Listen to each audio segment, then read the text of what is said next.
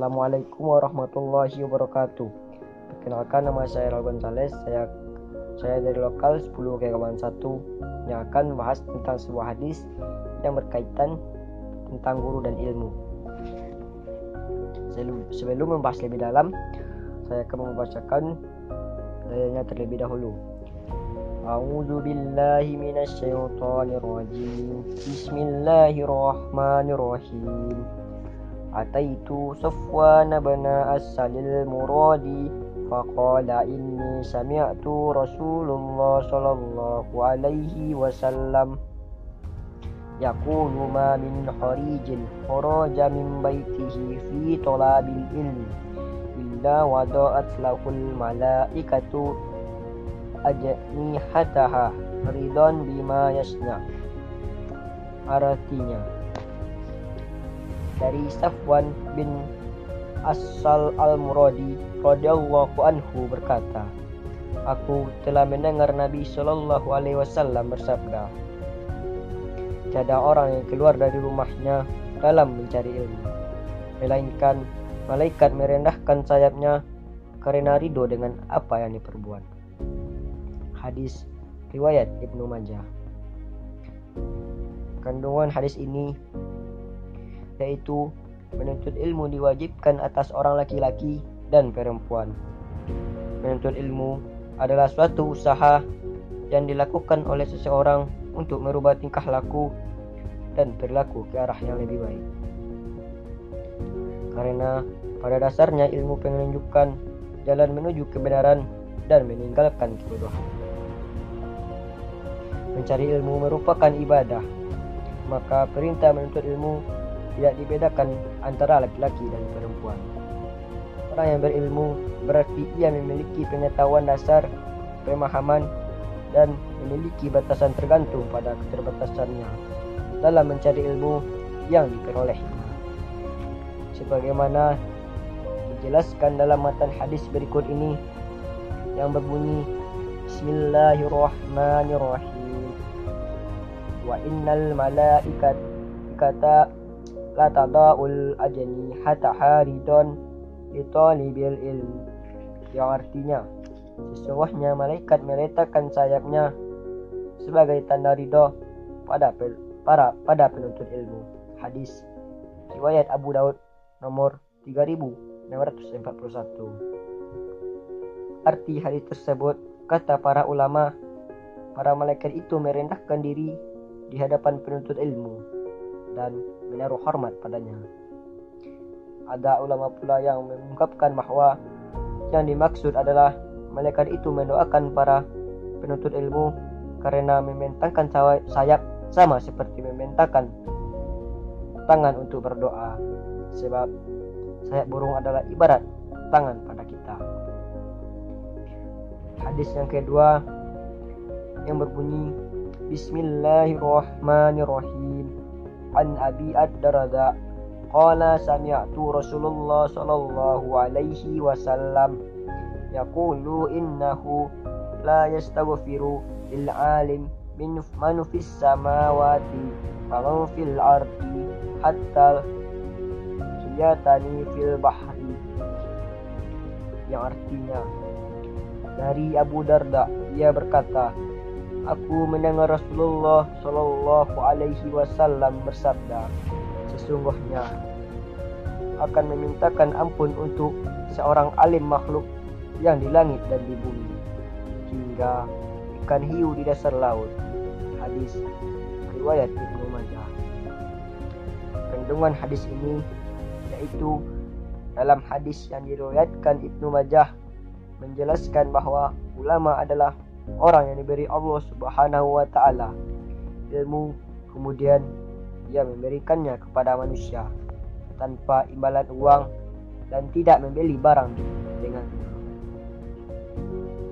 Guru adalah pewaris Nabi karena melalui guru wahyu atau ilmu para nabi diteruskan kepada umat manusia. Imam Al-Ghazali mengkhususkan guru dengan sifat-sifat kesucian, kehormatan, dan penempatan guru langsung sesudah kedudukan para nabi. beliau juga menegaskan bahwa seorang yang berilmu dan kemudian bekerja dengan ilmunya itu, maka dialah yang dinamakan besar di bawah kolong langit ini. Dia adalah ibarat matahari yang menyinari orang lain dan mencahayai dirinya sendiri. Ibarat minyak kasturi yang baunya dinikmati orang lain dan dia sendiri pun harum. Siapa yang bekerja di bidang pendidikan, maka sesungguhnya ia telah memiliki pekerjaan yang terhormat dan yang sangat penting, maka hendaknya ia memelihara adat dan sopan santun dalam tugasnya ini.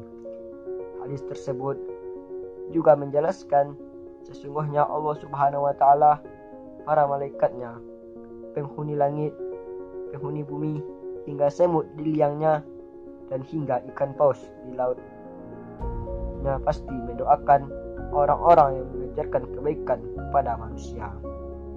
Karena pengajaran kebaikan kepada manusia adalah penyebab keselamatan mereka, kebahagiaan mereka, dan kebersihan jiwa mereka. Maka Allah Subhanahu wa taala membalasnya sesuai dengan amal perbuatannya dengan memberikan padanya doanya, doa para malaikat, doa penghuni bumi yang menjadi penyebab keselamatannya, kebahagiaannya, dan keberuntungannya.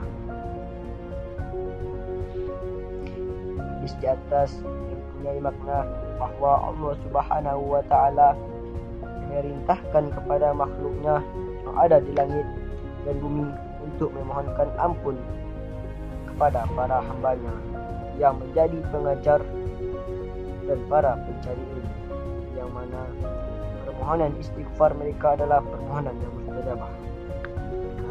Mereka tidak pernah bermaksiat kepada Rabb.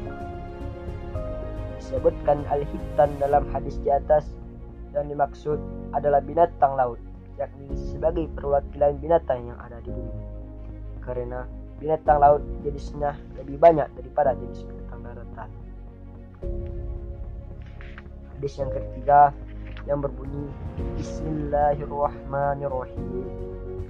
An Abdillah bin Umar bin al-As qala sami'tu Rasulullah sallallahu alaihi wasallam yaqulu innallaha la yaqbidul ilm at-tanzil'a yantarquhu minal ibad walakin yaqbidu lil ilm wa yaqbid budul ut'am hatta idza lam yubqa ayman attaqadan nas ruwasan juhalan fasu'ilu wakutu bi ghairil ilm wadallu, yang artinya dari Abdullah bin Amr bin al-As berkata, saya mendengar Rasulullah Shallallahu Alaihi Wasallam telah bersabda, sesungguhnya Allah Subhanahu Wa Taala tidak mengambil ilmu dengan menariknya dari hati hamba-hambanya atau ulama, akan tetapi mengambil ilmu dengan mewafatkan para ulama, sehingga apabila tidak terdapat ulama, maka manusia akan menjadikan orang-orang bodoh menjadi pemimpin mereka. Lalu orang-orang bodoh itu akan ditanya atau dimintai fatwa, kemudian mereka berfatwa tanpa ilmu, maka orang-orang bodoh itu menjadi sesat dan menyesatkan orang lain. Hadis riwayat Bukhari nomor 100. Kandungan hadisnya yaitu hadis yang diriwayatkan oleh Imam Al-Bukhari dan Muslim dari Abdullah bin Amr bin al-As tersebut menjelaskan bahwa bahkan begitu pentingnya seorang ulama, keberhasilan para ulama tidak bisa dilepaskan dari faktor etika kepada gurunya. Sudah menjadi kewajiban seorang siswa atau penuntut ilmu harus mencari kerelaan hati guru, harus menjauhi hal-hal yang menyebabkan dia murka, mematuhi perintahnya asal tidak bertentangan dengan agama, karena tidak boleh taat pada waktu untuk bermaksiat kepada Allah Subhanahu wa taala. Termasuk menghormati guru adalah menghormati putra-putranya dan orang yang ada hubungan kerabat dengannya. Bagaimana giat dan langkah menjadi pelajar yang beretika kepada gurunya. Hadratus Syekh Muhammad Hashim Asy'ari dalam kitabnya Adab Alim wa Al-Muta'allim menyebutkan adab seorang siswa kepada gurunya. Yang pertama, berpikir matang sebelum memilih guru. Seorang santri tidak boleh sembarangan memilih guru yang hendak dia timba ilmu dan adabnya. Sebelum memutuskan siapa gurunya, hendaklah terlebih dahulu beristikharah, minta petunjuk kepada Allah agar diberi guru yang terbaik untuk dirinya. Yang kedua, memilih guru yang kredibel. Guru yang dipilih hendaknya orang yang mengerti agama secara sempurna. Sanad keilmuannya jelas, yaitu mereka yang diketahui mengambil ilmu daripada masyaikh yang cerdas dari gurunya hingga Rasulullah Shallallahu Alaihi Wasallam.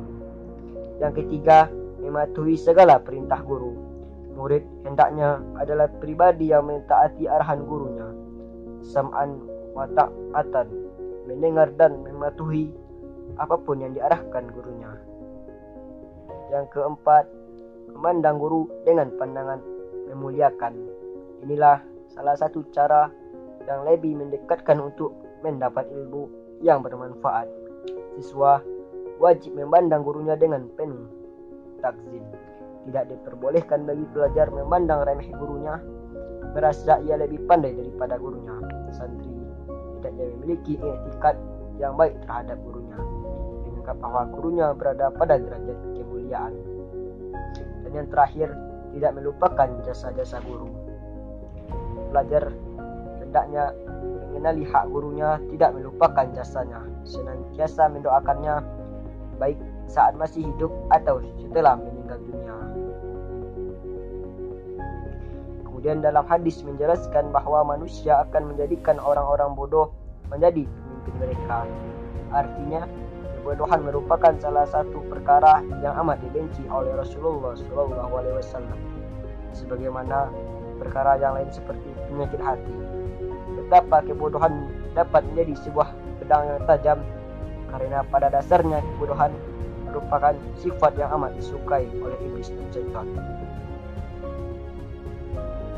Terdapat perbedaan antara ketidaktahuan dan kebodohan, sebab kebodohan biasanya senantiasa bersama dengan orang yang malas, sedangkan ketidaktahuan disebabkan karena memang belum belajar dan tidak mengerti mengenai perkara tersebut. Rasulullah SAW telah memprediksi bahwa kelak akan datang masa di mana orang-orang yang bodoh yang lebih baik banyak berbicara, sehingga ia berbicara mengenai ilmu yang tidak ada dasarnya. Orang bodoh akan selalu ingin terlihat pintar, sehingga ia akan berbicara tanpa paham betul apa maksudnya. Dan itulah pembahasan saya menurut dari 3 hadis tersebut, dan mohon maaf atas segala kekurangan. Wabillahi taufiq wal hidayah. Wassalamualaikum warahmatullahi wabarakatuh.